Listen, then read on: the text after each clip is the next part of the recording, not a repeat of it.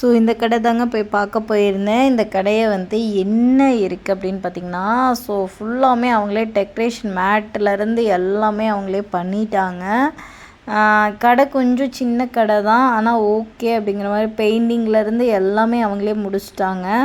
எனக்கு என்னென்னா இது எதுவுமே நம்மளுக்கு தேவைப்படாது. இதெல்லாம் எடுத்துகிட்டு கிளியர் பண்ணிவிட்டு சீலிங் இந்த டோர் மட்டும் இருந்தால் நம்மளுக்கு போதும் அப்படின்னு சொல்லி கேட்டிருக்கேன்.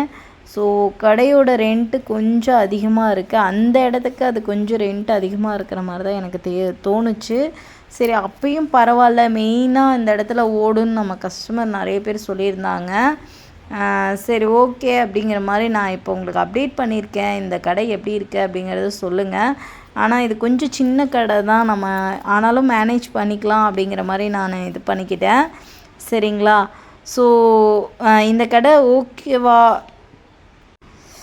பரவாயில்ல, சின்னதாக இருந்தாலும் நம்மளுக்கு ஏற்ற மாதிரி ரெடி பண்ணிக்கலான் இருக்கேன். இது கண்டிப்பாக இந்த கடைக்கு நான் போகிற மாதிரி இருந்தால் பிஃபோர் ஆஃப்டர்நூன் கண்டிப்பாக நான் உங்கள்கிட்ட ஷேர் பண்ணுறேன். இந்த பெட்டெல்லாம் நம்மளுக்கு வேணாம் அப்படிங்கிற மாதிரி அவங்கள்ட்ட சொல்லிட்டேன். அவங்க ஹாஸ்பிட்டலுக்காக இது போட்டிருந்தாங்க. ஸோ நம்மளுக்கு ஹாஸ்பிட்டல் வேணாம்னு சொல்லிட்டு நம்ம பியூட்டி பார்லர் வச்சுக்கனால நம்மளுக்கு கரெக்டாக வேணுங்கிற இது மட்டும் போதும், சீலிங் இந்த முன்னாடி இருக்கிற டோர் மட்டும் போதுங்க அப்படிங்கிற மாதிரி சொல்லியிருக்கேன்.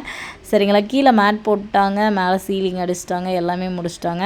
ஸோ ஃபைனலாக அவங்க இது என்ன ப்ரைஸ் சொல்கிறாங்க அப்படிங்கிறத கேட்டுட்டு நம்ம டைம் எடுத்துகிட்டு இன்னும் 1க்கு 4 தடவை யோசிச்சுட்டு நம்ம ஜிஎஸ்டிக்கு அவங்க ஃபைலுக்கு சைன் பண்ணி தராங்களான்னு கேட்டுட்டு அதுக்கப்புறம் தாங்க இந்த கடையை நான் எடுப்பேன்.